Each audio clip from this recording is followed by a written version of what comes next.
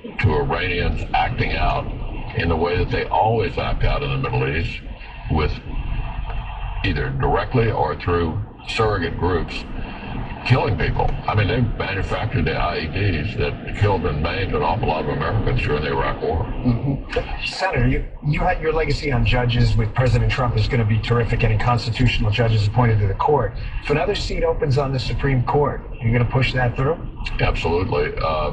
You know, the precedent that people ignored back in 2016 when I made the decision not to fill the vacancy during the middle of the presidential election was who controlled the Senate. That's right. You know, you have to go back to 1888 to find the last time a Senate of a different party from the president confirmed a vacancy of the Supreme Court that occurred during the presidential election. Makes sense.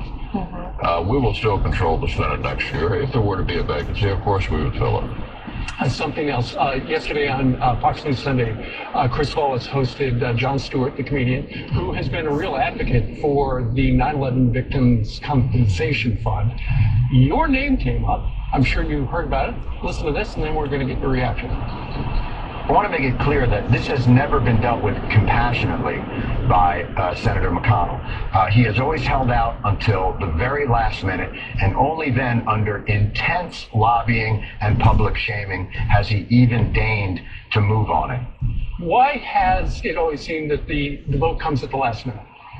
Well, many things in Congress have at the last minute. We've never failed to address this issue, and we will address it again. I don't know why he's all been out of shape, but we will take care of the 9/11 Victims Compensation Fund. I think he was shocked that when he was appearing before that committee, I believe it was in the House, so few members showed up that day. Well, that frequently happens because members have a lot of things going on at the same time, and it sounds to me like he's looking for somebody to take offense. There's no way we won't address this problem appropriately. We have in the past, and we will again in the future. It will be fully funded. Yeah. All right. That's good to know. Thank you. I think everyone hopes that. Thank you very much. Thank you. for Good to stopping be by. with you. Thank you. All right. Okay, Senator Carly Shimkus is here, and she has our headlines. Carly's upstairs. I just got an upgrade, too. And let's get straight to a Fox News alert. Chinese President Xi Jinping will make a state visit to North Korea this week. He'll meet with dictator Kim Jong-un, but it's unclear exactly what they'll discuss. A Chinese leader has not been to North Korea in 14 years. President Xi will meet with President Trump at the G20 summit in Japan later this month.